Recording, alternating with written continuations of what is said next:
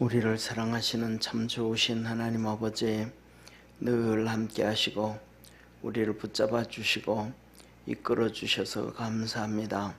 또 우리 삶 속에 여러 가지 기도 제목 가지고 하나님 앞에 기도할 수 있도록 은혜 주심에 감사합니다. 오늘도 하나님 앞에 나왔습니다. 주님께서 우리의 기도에 다 응답하여 주시고 우리 성도들에게 구원의 역사가 이루어지게 도와주옵시고 몸된 교회가 주 안에서 하나님의 거룩한 역사를 이루어갈 수 있도록 도와주옵시고 이 나라가 든든히 하나님의 복음을 전하며 견고히 서갈 수 있도록 주께서 주장하시고 축복해 주옵소서. 간구하고 기도할 때마다 하나님께서 하늘 문을 여시사 성령의 큰 은혜와 도우심과 구원의 역사 이루어지게 도와주옵시고 주님이 하셨던 그 말씀이 우리 성도들에게 이루어지기를 원합니다. 너는 내게 부르짖으라 내가 내게 응답하겠다고 하셨습니다. 너희가 내 이름으로 지금까지는 구하지 아니했으나 구하라 그러면 너희 기쁨이 충만하리라고 약속하신 그 약속의 말씀이 우리 성도들에게 이루어지게 도와주옵시고 에녹이 하나님 앞에 나와 예배를 통하여 300년 동안 동행했던 것처럼 우리도 주님과 동행하는 축복의 성도들의 삶 되게 하시옵소서. 참 좋으신 하나님 아버지, 우리 전영기 집사님, 여현주 권사님 감사함을 드립니다. 홍석이의 마음과 생각을 지켜주셔서 주님 기쁘시게 하는 삶으로 인도하여 주시기를 소망하고 또 지혜와 진욱이 채원이가 주님을 기쁘시게 하는 가정을 꾸려갈 수 있기를 소망하며 예물 드립니다. 주께서 축복하여 주시고 은혜 주옵시고 아버지 아직까지 어릴 때에 하나님을 섬겼던 그 믿음이 회복되어지지 아니한 우리 홍석이 붙잡아 주셔서 믿음이 회복되어지게 하시고 주님을 사랑하되 뜨겁게 사랑하게 하시고 하나님의 이끌림 받아 살아갈 수 있도록 역사하옵소서. 지혜와 진욱이 채원이 주께서 축복하시고 믿음의 가정으로 하나님이 기뻐하는 가정으로 만들어갈 수 있도록 늘 지켜주시고 건강 주시고 믿음 주시고 주님 사랑하는 열정도 더하여 주옵소서. 선교연금 드립니다. 축복하시고 기도하는 기도에 다 응답하여 주옵소서. 유재한 집사님, 이은숙 권사님 선교연금 드립니다. 늘 지켜주시고 믿음 떨어지지 않게 하시고 주님을 향한 열정 갖고 승리할 수 있게 하옵시고 날마다 주 앞에 엎드릴 때에 하늘 문을 여시고 성령의 도우심과 구원의 역사 이루어지게 하시옵소서. 오늘도 기도할 때 저희들의 기도가 하늘에 하나님께 상달되어지게 하시고 하늘 문이 열리는 놀라운 역사 있게 하시옵소서. 구원하신 예수님의 이름으로 기도드립니다. 아멘. 우리 하나님 말씀 같이 보겠습니다. 오늘은 데살로니가 3장 11절에서 13절까지 우리 세 절이기 때문에 천천히 우리 다 같이 합독하도록 하겠습니다. 11절에서 13절까지 우리 합독하겠습니다. 하나님 우리 아버지와 우리 예수는 우리 길을 너희에게로 직행하게 하옵시며 또 주께서 우리가 너희를 사랑함과 같이 너희도 피차간 모든 사람에 대한 사랑이 더욱 많아 넘치게 하사 너희 마음을 굳게 하시고 우리 주 예수께서 그의 모든 성도와 함께 강림하실 때에 하나님 우리 아버지 앞에서 거룩함에 흠이 없게 하시기를 원하노라. 아멘. 오늘 이 본 말씀은 3절인데 데살로니가 교회를 향해서 사도 바울이 그 성도들을 위한 기도 내용이 그렇습니다. 내가 너희들은 이렇게 되기를 원한다 라고 얘기합니다. 그러면서 오늘 첫째 한번 보시죠. 11절에 하나님 우리 아버지와 우리 주 예수는 우리 길을 너희에게로 직행하게 하옵시며 이 사도 바울이 이 마게도냐 교회로 가려고 하는데 사도 바울이 가는 길을 사단 마귀가 막 막았잖아요, 그죠? 계속해서 막아가지고 갈 수가 없었습니다. 어떻게 막았는지는 기록을 하지 않고 있어요. 그러니까 우리가 살아가는 삶에서도 똑같습니다. 뭐냐 하면 우리가 이런저런 계획을 세우잖아요. 예를 들면 오늘부터 내가 오늘 저녁에는 교회 가야지, 수요 예배도 가야 되고 금요 기도회도 가야 되고 내가 가야지 하고 마음을 먹고 준비를 하고 있습니다. 근데 갑자기 집에 무슨 일이 터져. 그러면 계획했던 것이 틀어져요, 안 틀어져요? 네, 틀어져요. 사도 바울이 그렇게 마게도냐로 가려고 계획하고 기도하고 준비하고 다 했는데 일이 또 터져. 사단 마귀가 계속 막는 거예요. 그러니까 사도 바울이 어쩔 수 없이 그가 못 가고 디모데를 보냅니다.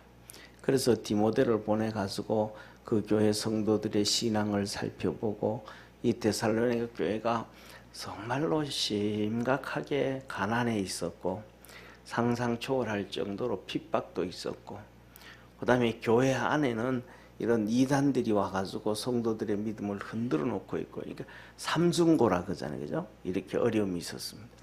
그래가지고 사도 요새처럼 뭐 이렇게 유튜브가 있다든지 아니면 뭐 카톡이 있다든지 하면 그냥 통화로 해가지고 이런저런 얘기하고 뭐 하고, 그 다음에 또 휴대폰 가지고도 그렇고 그냥 전화로도 그렇고 설교해주면 되잖아요. 하다못해서 바울이 휴대폰으로 설교하고 말이죠. 스피커폰으로 마이크 갖다 놓고 이렇게 되면 또 뭐 어떻게든 방법이 있을 텐데, 그때는 그게 아니니까 중요한 건 사람이 왔다 가야만 돼요. 사람이 와봐야 이런 상황이구나, 이런 상황 환경을 알게 된단 말이에요. 그래서 바울이 디모데를 이제 마게도냐 교회에 보내봤더니 정말로 그렇게 크게 근심하고 있었던 바울과 그 다음에 디모데와 이 믿음의 주의 종들이 한시름을 하세요. 그게 뭐냐 하면 성도들이 이 삼중고에 있음에도 너무너무 신앙생활을 잘하는 거예요. 할렐루야. 이게 뭐냐 하면 이런 거예요. 우리가 살아가면서 환경이 좋다고 해가지고 신앙생활 잘하는 것도 아니고, 환경이 나쁘다고 해가지고 신앙생활 못하는 것도 아니고, 모두가 전부 다 사람마다 다르다. 한번 따라합시다. 사람마다 다르다. 예, 사람마다 다 달라요. 저는 우리 믿음의 성도들이 이 하나님 앞에서 믿음 생활 잘해서 칭찬 들을 수 있는 축복의 성도가 되기를 축원합니다. 그래서 이 사도 바울이 말하는 거, 이 데살로니가 교인들이 얼마나 믿음 생활 잘하는지, 너희들이 내 면류관이요 자랑이라. 우리 주님 앞에 섰을 때 너희들이 내 자랑이고 면류관이다. 세상에 우리가 이렇게 이제 나이가 들어가잖아요, 그죠? 나이 이렇게 들어가다 보면 친구들도 만나고 뭐 아는 사람 만나고 하는데 전부 다 자식들이 있어요. 아들들이 있고 딸들이 있는데 뭐냐 하면 자식이 야 잘생겼다, 야 너보다 훨 낫다 그러면 다 좋아해. 예. 그래가지고 뭐 친구들 사이에서 뭐 그러다 야 네 애가 네 아들이야 너보다 잘났다 낫다 그러면 막 눈에 막 불을 켜면서 뭔 소리를 하냐고 내가 낫지 그러는 사람 별로 없어. 예. 자식들이 면류관이거든요. 하나님은 우리에게 그래서 뭐라고 말씀하세요? 하나님이 주신 기업이다 그러는 거예요. 그래서 우리는 그렇기 때문에 뭐냐면 알든 모르든 우리는 이게 본성으로 알게 돼. 하나님이 주신 기업이라는 것이 본성으로 알게 되어져요. 그래가지고 부모들은 쉽게 말해서 죽을 때까지 자식들 위해서 기도하고, 또 거의 대부분 이게 뭐냐면 동물들과도 똑같아요. 동물들도 똑같아요. 그래가지고 자기는 못 먹어도 새끼들은 먹여. 예. 그래서 우리나라 옛날 속담에 뭐냐면 흉년에 자식은 뱉어져 죽고 부모는 배고라 죽는다. 예. 그러니까 흉년이 돼가지고 먹을 게 없으니까 이놈이 어디서 못 먹을 것 같아서 계속 갖다 챙겨주는데, 그래서 너무 챙겨주다 보니까 본인은 못 먹어서 굶어서 죽고 자식은 너무 많이 먹어서 배 터져 죽고. 이게 뭐냐 하면 그만큼 본능이라는 거예요. 본능. 막 살아. 이 세상에는 그런데 뭐냐 하면 사단 마귀에게 잡혀져 있는 사람들은 그 본능이 없어요. 본성이 없어요. 거의 공중권세 잡고 있다 그러잖아요.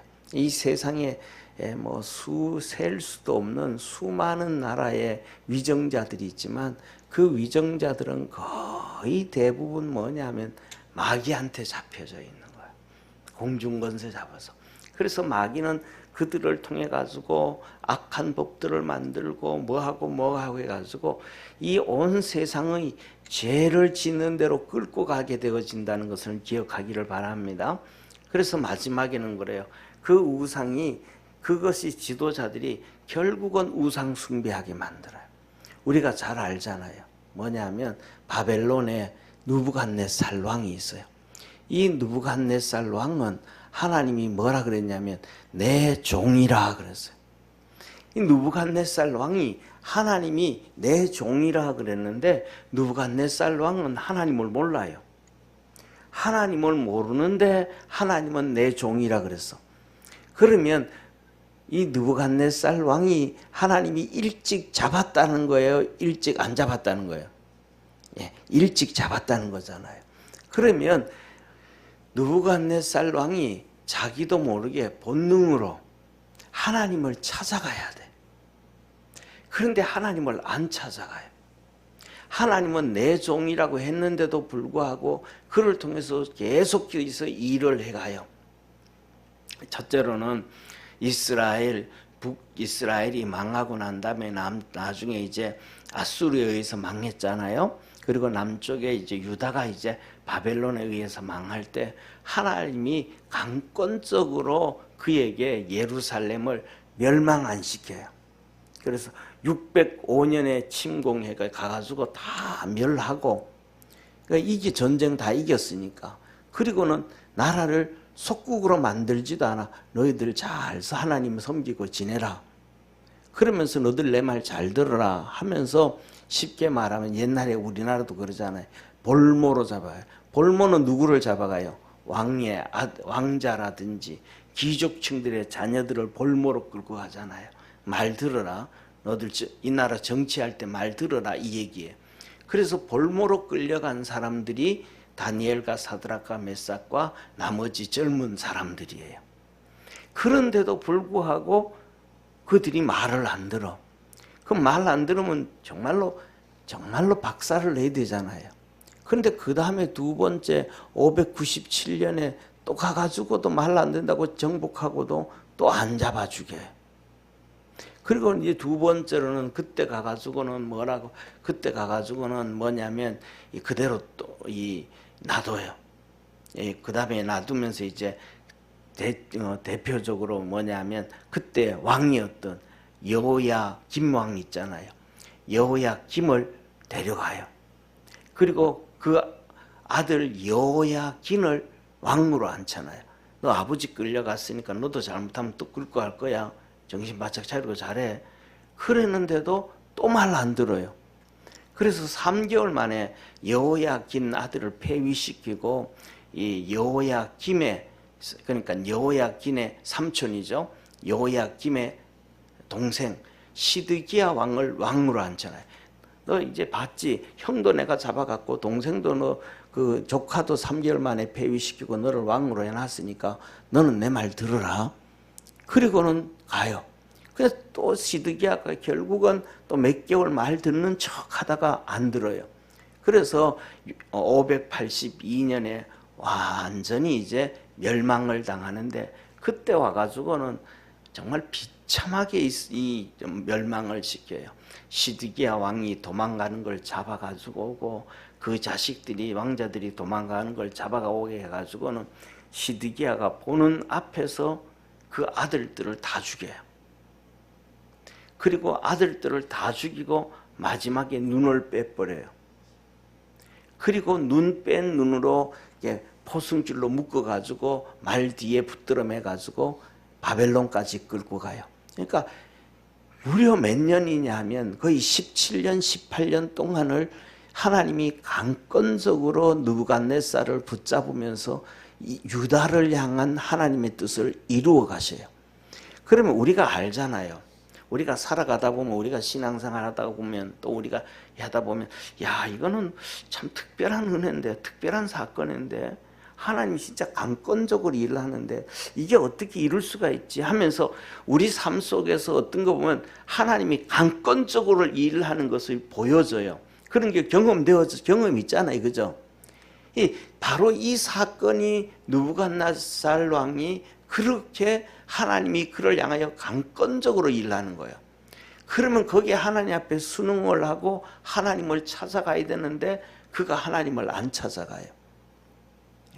그러니까 뭐냐면 그 하나님이 강권적으로 역사할 때는 우리 몸에, 저는 그래요. 저는 하나님이 그렇게 강권적으로 역사할 때는 온 몸에 이 솜털이 막 쭈삣쭈삣 서요. 온 몸에 이 솜털까지도 쭈삣쭈삣 서면서 하나님이 막 이게 두려울 때가 막 두려움의 존재로.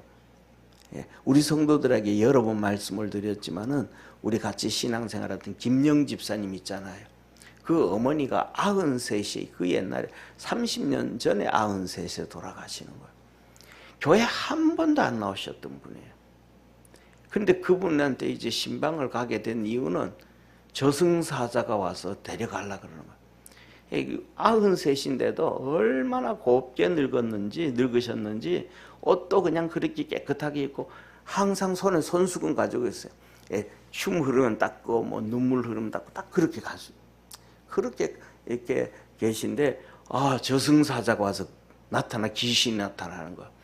그래서 그 며느리 전숙경 권사님하고 그다음에 김영 집사님한테 불러가지고 저 귀신 나타나는 거 안 보이냐고, 저승사자 나타나는 거 안 보이냐고. 이 두 분이 안 보이는 거예요. 그러니까 막 무서워하니까 신방을 초청한 거예요.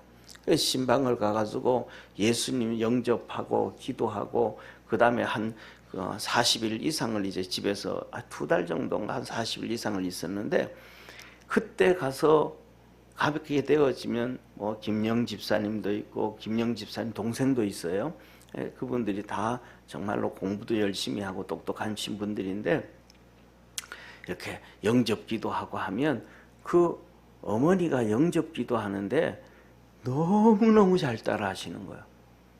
반대로 어머니가 그렇게 예수님을 믿으니까 김영 집사님도 그렇고 그 남동생도 그렇고 영접 기도를 해가 영접 기도하는데 93된 어머니보다가도 더 떠듬떠듬해요. 왜냐하면 우리는 늘상 사용하는 단어지만 하나님을 안 믿는 사람들은 그 단어를 사용하지 않는 단어잖아요. 예를 들면 하나님 아버지라는 단어를 전혀 사용하지 않는 단어예요. 은혜를 베풀어 주시고 구원해 주시고 천국의 문을 열어 주시고 성령을 우리에게 부어 주시고 이런 단어들은 안 믿는 사람은 한 번도 안 하던 단어잖아요. 그런 영접 기도문을 하면 어머니는 그 90 넘으신 분이 또랑또랑하게 너무너무 잘하시는 거예요. 그런데 그 아들들은 떠듬떠듬하고 막 제대로 못해요. 그런데 그냥 잘 따라하기 때문에 그런 게 아니라 진짜 그의 입술과 목소리와 모든 것을 성령님이 강권하고 있다는 걸 느끼는 거예요. 그리고 설교하고 그다음에 하나님 말씀 전하고 그다음에 제대로 알아들었는지 못 알아들었는지 이제 이렇게 얘기를 하자 물어보잖아요. 그럼 물어보면 제가 기절할 정도예요. 왜 기절할 정도냐면 이런 얘기를 하고 이런 고백을 성경을 한 번도 안 보신 분이고 교회 예배를 한 번도 참석하지 않으신 분인데 그분 내가 질문을 하고 설교하고 난 다음에 질문을 하고 하면 답을 이렇게 하는데 그 답이 신앙생활 30년 이상 한 사람들보다가 신앙관이 더 분명해요. 그거는 교리적인 부분을 알아야 되는 답인데 그런 것들을 서슴없이 얘기해요. 그런 걸 볼 때 와, 성령이 진짜 막 그냥 내가 그걸 막 소름이 돋아요. 그리고 한국 사람들은 또 정에 약하잖아요. 그러니까 맨날 하는, 제가 이제 가서 말씀을 드려놓으니까 김영 집사님 아침에 일어나가지고 어머니한테 가서 인사하는 게 천사님 보셨어요 라는 거예요. 왜? 이제 그렇게 예배를 드리고 갔더니 그 저승사자 귀신들이 사라졌어요. 없어지고 난 다음에 우리 여기 있던 서강호 씨도 그런데 없어지고 난 다음에 그 다음에는 이제는 김영 집사님이 저승사자 보여요. 안 온다고, 이제 안 온다고. 없어지고 그 다음에 이제 하나님 앞에 갈 때 되면 영의 눈이 열려가지고 하나님이 보낸 천사가 올 거라고. 천사가 우리 어머니 영을 이끌어서 하늘나라로 간다고. 그 얘기해 주니까 맨날 아침마다 일어나면 천사 봤냐는 거예요. 그런데 그날이 목요일인가 금요일인가 하여튼 그랬었는 걸로 기억하는데 신방을 와달래. 아침에 어머니가 천사를 봤대요. 그러니까 천사를 봤어요. 오전 난 그때 한 10시 반, 11시쯤 신방을 갔는데 그래가지고 예배를 이렇게 드리고 설교를 하고 예배를 드리고 난 다음에 주기도문으로 예배를 마치는데 주기도문에가 이렇게 손을 잡고 이렇게 주기도문을 했거든요. 손을 잡고 하는데 중간에 손에서 힘이 쑥 빠지는 거예요. 그래가지고 집사님 보고 집사님 어머니 좀 확인해 보시라고 주기도문 하실 때 하나님 앞에 가신 것 같다고 하니까 진짜 맥이 끊어진 거예요. 근데 이분이 하는 얘기가 김영 집사님이 그 얘기를 하는 거예요. 뭐를 얘기하냐면 이제 좀 있으면 소생할 기운이 다 지냈으니까 소생할 길이 없으니까 어머니 이제 하늘나라 가면 형님 보겠네요. 형님이 6.25 사변 때 12살 때 죽은 거예요. 그러니까 어머니 하늘나라 가면 형님 그 옛날에 돌아간 형님 어머니 보겠네요. 어머니가 아니 그 녀석 못 만날 거야. 그놈 예수님 안 믿고 죽었어. 어머니가 아들에 대한 감정은 지극하잖아요. 자식에 대한 건. 그러니까 하다못해 가지고 그 감정이 일어나면 그러면 그랬으면 좋겠다. 하늘나라 가서도 봤으면 좋겠다. 그들도 하늘나라 천국에 있었으면 좋겠다. 이게 부모의 마음이잖아요. 예수님을 안 믿어도. 그런데 그게 뭐냐면 하나님이 그를 강권적으로 하고 예수님 안 믿으면 천국 못 간다는 그 분명한 것을 큰아들, 둘째 아들들한테 자식들한테 하나님이 강조하고 얘기해 주시는 거예요. 그러니까 그게 성령님께서 강권적으로 역사하는 거예요. 그런 것들을 볼 때 소름이 막 끼친단 말이에요. 그렇기 때문에 뭐냐면 이런 강권적으로 하나님이 일하시는 걸 봤을 때 느부갓네살 왕이 뭐 해야 되는데 하나님께로 가야 되는데 그걸 못해요. 그래서 느부갓네살 왕은 오히려 거기다 뭐 하냐면 금송아지를 만들어 놓고 우상 숭배하게 만들어요. 그래서 하나님이 그 느부갓네살 왕을 칩니다. 하나님이 두들겨 팹니다. 그래가지고 그 두들겨 패니까 그 느부갓네살 왕에게 있던 총명이 사라져 버려요. 이건 뭐 만화 같은 얘기잖아요. 사람이 갑자기 멍청해져 버리는 거예요. 그러니까 왕의 자리에서 못 있고 쫓겨나요. 그러니까 웬만하면 또 막 자기가 쿠데타를 일으키고 왕으로 들어섰으면 느부갓네살 왕을 죽인다든지 뭐 이런 거 하잖아요. 근데 사람이 워낙 멍청해져 버리니까 죽이지도 않고 쫓아내버려요. 그래서 왕궁에서 쫓겨나가지고 이 느부갓네살 왕이 7년 동안 이산 저산으로 돌아다니면서 들판에서 짐승처럼 살아요. 7년 동안. 그래서 성경에 보면 그래요. 이 느부갓네살 손톱이 발톱이 사자의 발톱과 이 매의 발톱처럼 되어졌다. 머리는 산발이 되어지고 그렇게 이슬을 이불 삼아 지냈다 그래요. 그 7년 동안 그렇게 있다가 하나님께서 그에게 은혜를 베풀어 주니까 그에게 다시 총명이 들어와요. 그래서 느부갓네살 왕이 다시 왕위에 오르게 되어집니다. 하나님이 하시는 일. 그러니까 이것을 보면서 뭐를 우리가 알아야 되냐 하면 하나님이 강권적으로 일하실 때 우리가 하나님께로 나갈 수 있는 믿음의 성도가 되기를 바랍니다. 이 느부갓네살 왕은 하나님이 그렇게 강권적으로 일하는데도 하나님을 찾아가는 것이 아니고 우상 숭배를 해버렸더니 심각한 문제가 빠지게 되는 거예요. 오늘도 여기서 우리 삶 속에도 똑같은 거예요. 하나님이 한쪽으로는 강권적으로 일하시고 또 한쪽으로는 사단 마귀가 강권적으로 일하는 거예요. 그래가지고 이 세상의 모든 거의 대부분의 지도자들은 사단 마귀에게 잡힌 사람들이라서 정상적인 삶을 안 살. 그러니까 부모라는 게 쉽게 말하면 그렇잖아요. 나라의 지도자들은 부모예요. 나라의 지도자들은 부모인데 그 부모들은 자기들은 죽어도 새끼들을 키운단 말이에요. 백성들을 잘 살게 한단 말이에요. 이게 부모의 자세거든요.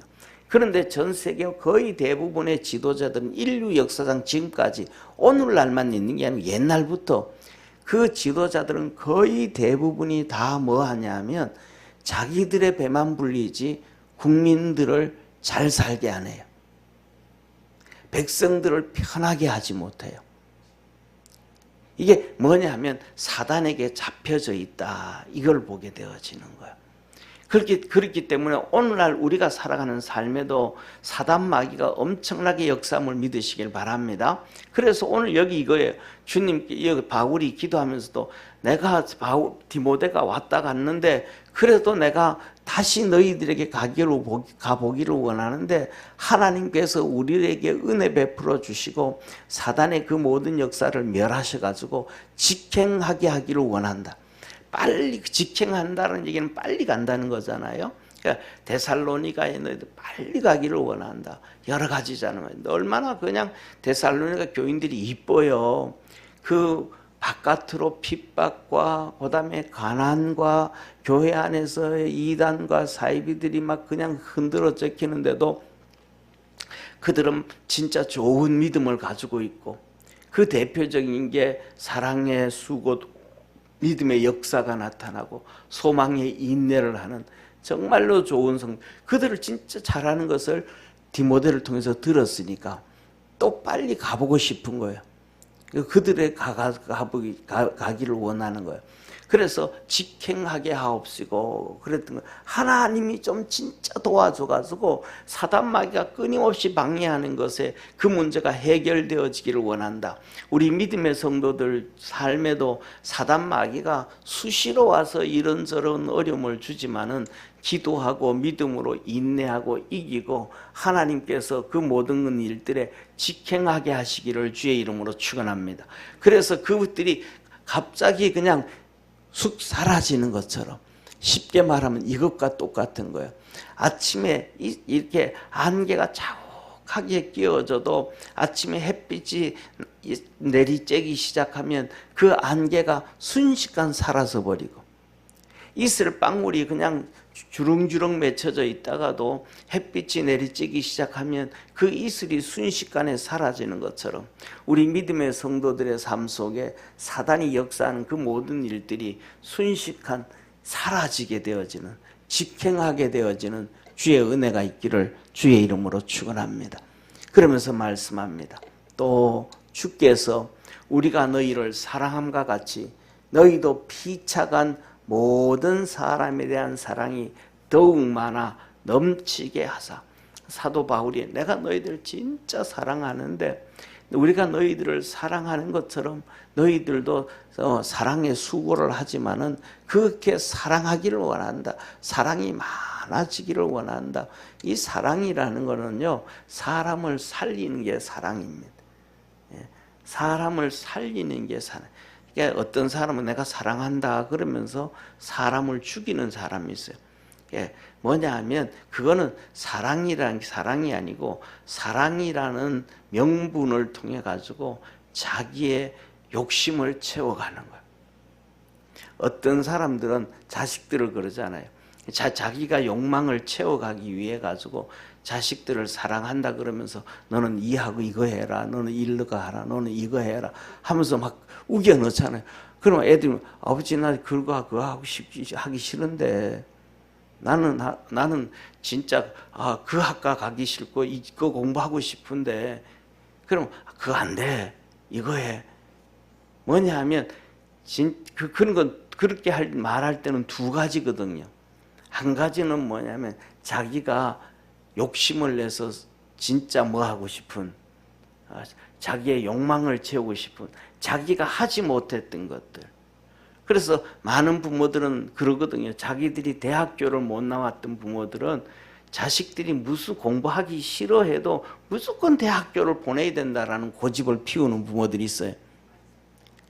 그리고 그 다음에 더 나아가가지고 내가 인생을 살아봤고 너보다가는 30년을 앞서 살아봤고 세상은 이렇게 흘러왔고 세상은 앞으로 이렇게 흘러갈 것 같으니까 너가 30년, 40년을 살아가기 위해서는 이쪽 분야를 공부했으면 네가 살아가기를 더 좋겠다. 이런 생각 가지고 어떤 이걸 공부해라 라는 부모도 있어요. 그건 좀 진짜 자식을 향한 사랑이잖아요. 그죠?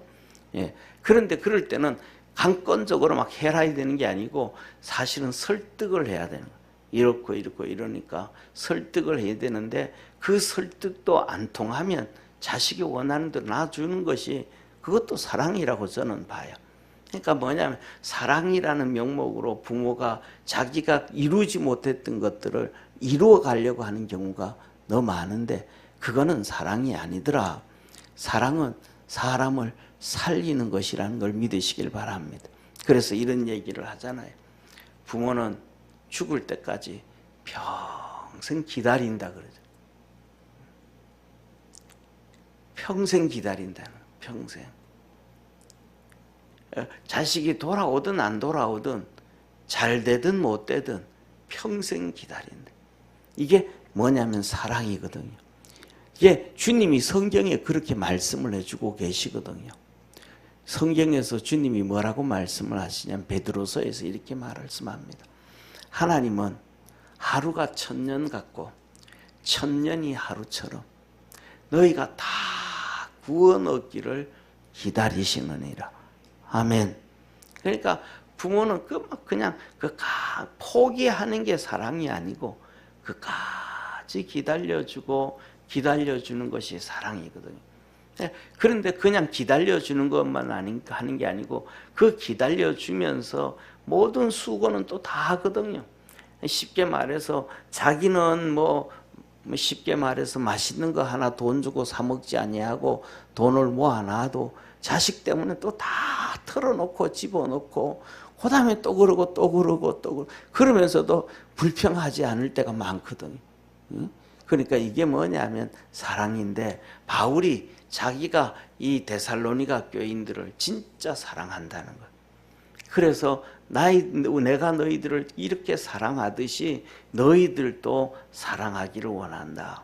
이 세상에서 성경에 주님 말씀하시기를 사랑이 최고라고 했습니다. 9가지 은사 중에 병을 고치고 치유의 은사도 있고 지혜의 말씀, 지식의 말씀, 믿음, 방언, 통역 이런 수많은 9가지의 은사보다가도 가장 큰 은사가 사랑이라는 거예요. 그 다음에 두 번째로는 하나님이 우리에게 직분을 주셨는데 이 직분이 정말로 귀한 직분임을 믿으시길 바랍니다.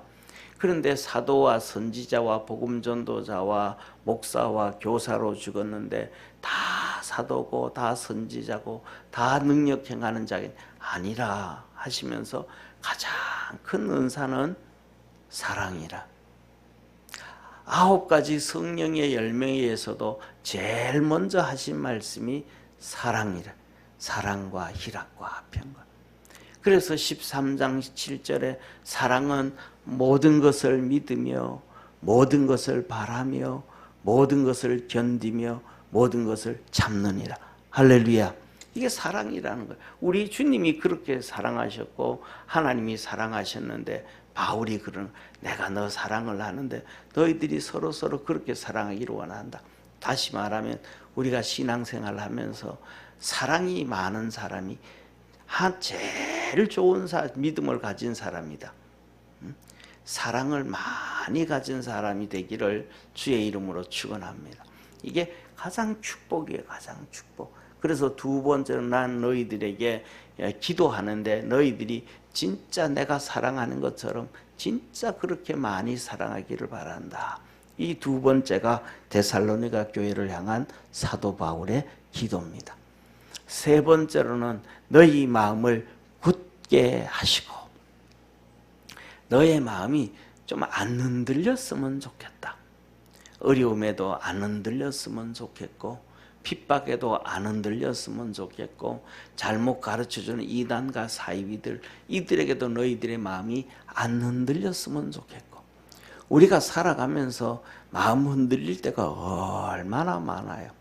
이런 얘기를 하거든요. 사람이 살아가면서 자살을 생각해보지 않은 사람은 아마 세상에 한 명도 없을 것이다. 그런 얘기를 해. 일생 동안 살아오는 동안 누구든지 그 자살이라는 단어를 한 번쯤은 생각을 해봤는데 그거는 뭐라는 거예요? 어려움이 있었다라는 거잖아요. 그런데 그 어려움이 있을 때도 뭐하고 너희들이 굳게 서서 흔들리지 않았으면 좋겠다. 저와 여러분 하나님 믿으시기를 바랍니다. 잘 믿으시기를 바랍니다. 그래서 이사야서에 보면 그 말씀이 진짜 때에 따라 막 그냥 제 뼛속에 잘 알아새겨지는 거 있는데 뭐냐 하면 심지가 견고한 자에게 하나님은 평강의 평강으로 이끄시리니 이는 저가 여호와를 의뢰함이니라. 수많은 어려움, 수많은 핍박, 수많은 눈물, 수많은 고민, 수많은 어려움이 있는데도 뭐 하니까 하나님을 믿으니까 심지가 견고하더라. 그러니까 그 어려움엔 흔들리지 않는다는 거예요. 어려움에 흔들리지 않고, 핍박에 흔들리지 않고, 괴로움에 흔들리지 않고, 눈물에 흔들리지 않고. 왜? 하나님을 딱 붙잡고 있어서. 그래서 하나님이 그를 평강의 평강으로 이끌어 주시더라.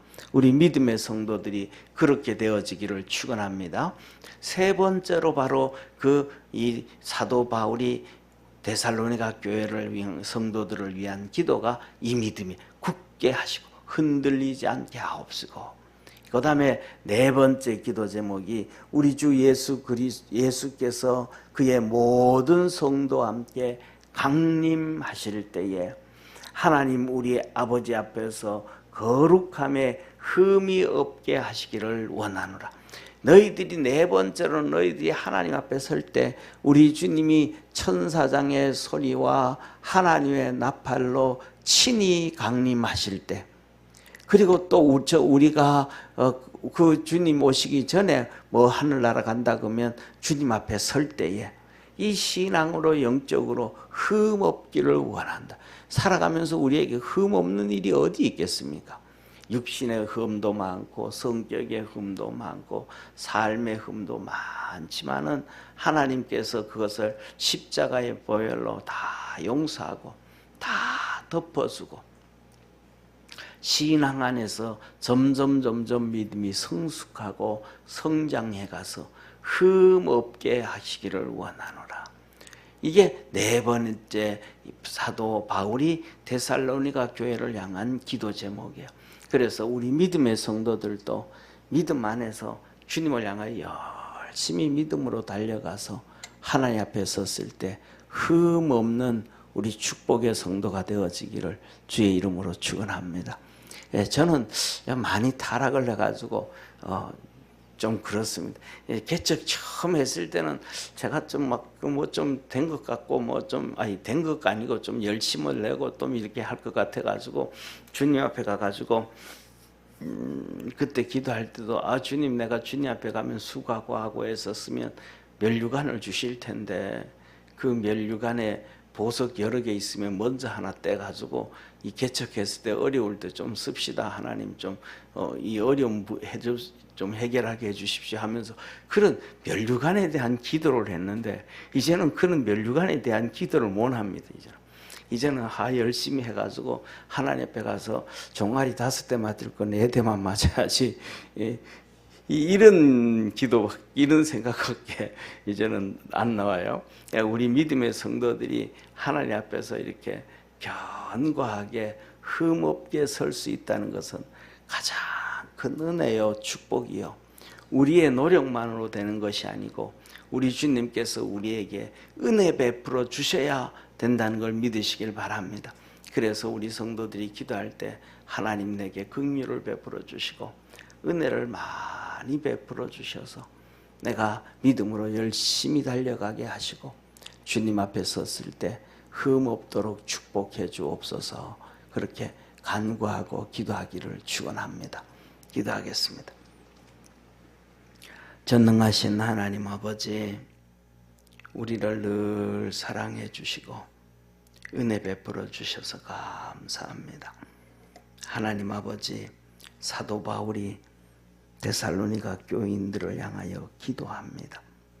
첫째, 내가 너희들 너무너무 사랑하기 때문에 보기를 원한다.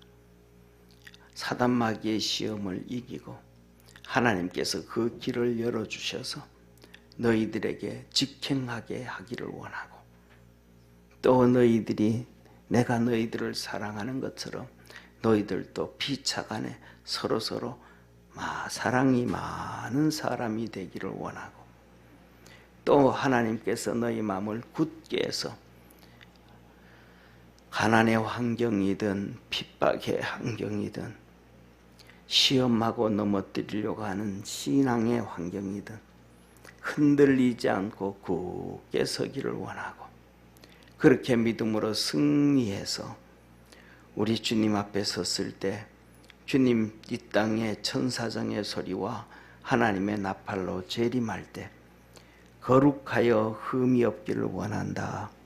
이것이 바울의 4번 4가지 데살로니가 교인들을 향한 기도였습니다.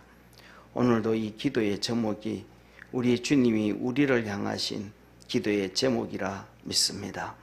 축복해 주시고 은혜 베풀어 주시고 성령으로 늘 승리하도록 주님 축복해 주옵소서. 오늘도 우리 기도할 때 주께서 하늘문 열어주시고 믿음 안에서 승리하기를 원합니다. 주님의 기쁨 되기를 원합니다. 주님으로 기뻐하며 살기를 원합니다. 축복하옵소서. 예수님의 이름으로 기도드립니다. 아멘.